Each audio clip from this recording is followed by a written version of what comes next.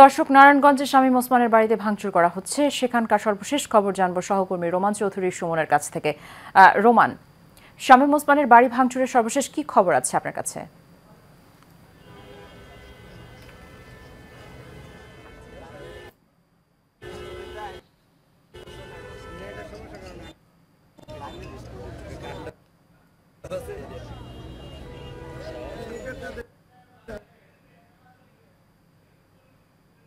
দুপুরেই যে শামীম ওসমানের যে পৈতৃক বাড়ি বা দাদার বাড়ি আছে সেটি কিন্তু সন্ধ্যা থেকে ছাত্র জনতা এবং বিক্ষুব্ধ জনতা এবং নারায়ণগঞ্জ মহানগর বিএনপির আমাদেরকে জানিয়েছিল শামীম ওসমানের হীরামহল বাইতুল আমান যে বাড়িটি আছে সেটিকে অপসারণ এবং ভাঙচুর করা। সেই ক্ষেত্রে কিন্তু সেই কার্যক্রম কিন্তু সন্ধ্যা 7টা থেকেই শুরু হয়ে গেছে।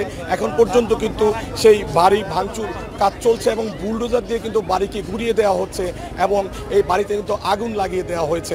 এবং আমি যদি আপনাকে একটু দেখাতে চাই, এখানে সহস্রাধিক মানুষ সবাই কিন্তু বিক্ষুব্ধ যে গত 15 বছর যাবৎ যে নারায়ণগঞ্জের তথা বাংলাদেশের যে আওয়ামী লীগ সরকার আমলে মানুষ আমাদেরকে জানিয়েছে যে নির্যাতন চলেছে, সেই নির্যাতনের প্রতিবাদেই কিন্তু এই বাড়ি ভাঙচুরের ঘটনা চলছে এখানে। তো এখানকার মানুষ আরও জানিয়েছে যে নারায়ণগঞ্জে গত 15 বছর জিম্মি ছিল মানুষ, সেই জিম্মি দশার থেকে বিক্ষুব্ধ মানুষ এখানে নেমে এসেছে। এবং আমাদের নারায়ণগঞ্জ মহানগর বিএনপির সভাপতি অ্যাডভোকেট সাখাওয়াত হোসেন খান জানিয়েছে যে ওনারাই শুধু এই উদ্যোগ নেননি, তাদের সাথে সাধারণ জনতা এবং শিক্ষার্থী সবাই তাদের সাথে আছেন। তা আপনারা দেখতে পাচ্ছেন কিন্তু পুরো বাড়িটিকেই ঘুরিয়ে দেওয়া হয়েছে এবং এখানে অনেক সহস্রাধিক মানুষ এখানে তাদের ক্ষোভ প্রকাশ করে যাচ্ছে এবং তাদের কথা বলে যাচ্ছে। বাড়িটি কিন্তু এখানে বুলডোজার দিয়ে সেই সন্ধ্যা থেকেই ভাঙচুরের কাজ চলছে।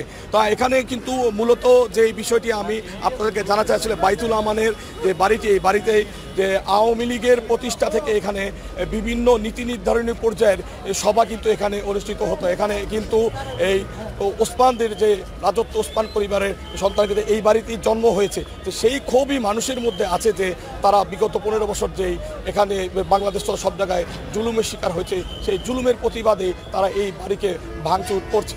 তো এই ছিল আমার কাছে নারায়ণগঞ্জের চাষারা বাইতুল আমানের বাড়ির সামনে থেকে সর্বশেষ।